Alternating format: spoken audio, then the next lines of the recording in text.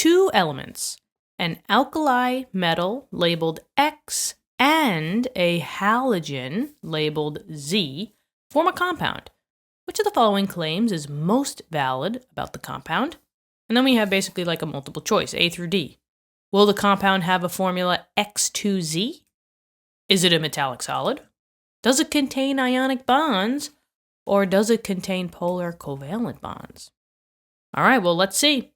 Let's put those two elements together, right? We have X that they called, and X they told us was an alkali metal.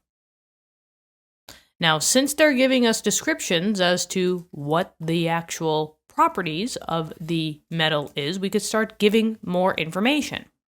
Now, an alkali metal, what group is your alkali metals? That is correct. Alkali metals, maybe I'll bring this down a little bit.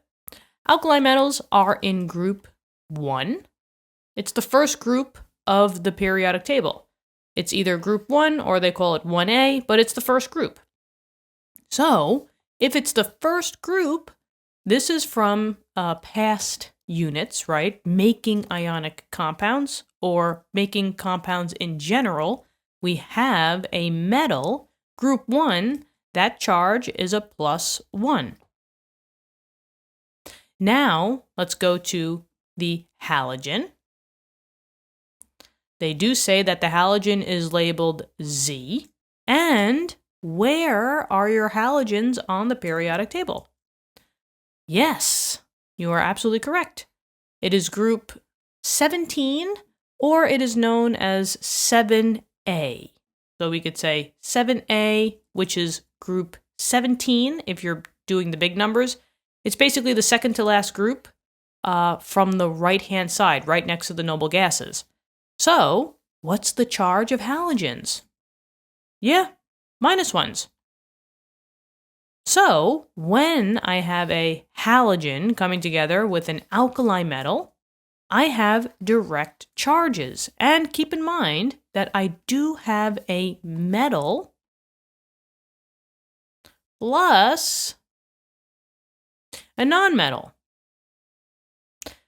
And these are so far away from the periodic table, right, that a metal and a nonmetal, by definition, is always, not always, but 99% of the time, that's an ionic bond.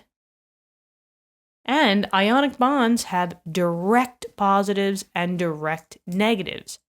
If we do bring the alkali metal, which has a +1 charge, and the halogen together, Z, -1, back to basics, right? This was probably one of the beginning information that you learned in your chem class, that, you know, you do the crisscross method when you make your compounds. So the ones and the ones basically drop down just to tell you that you have one of each. So your formula would just be XZ. So that's basically the reason why A is incorrect, because it wouldn't be X2Z. They both have +1 charges, so you wouldn't have this 2 there. It is not a metallic solid, because metallic solids are only metals. So you would only have like a single metal. You would just have iron, or you would just have copper. You wouldn't have this halogen, this non-metal coming together. But as we did say, since we have a metal and a non-metal, and they're vastly, dispersed on the periodic table, we do have ionic bonds. And that is why that is the correct answer. Covalent bonds are for nonmetals and nonmetals. So two nonmetals coming together, and that's why that's out. And we are done. Hold on, I don't like that X. Okay, now we're done. If you know me, you know me. Okay, thank you for tuning in. I hope this helped. Let me know in the comments. If you want more questions like this, you can head on over to our website at glaziersguide.com. The link is in the description and at the end of the video if you want to go check that out. My brother and I, we've curated all these types of questions, just like this one, for you to help you, ace those tests and quizzes.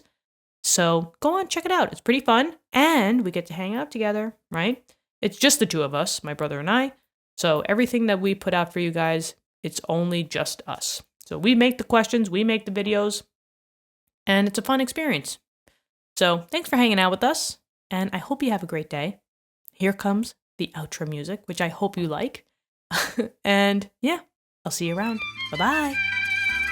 For more practice and for more fun, go to glazersguide.com. And for more practice and for more fun, come on, go to glazersguide.com.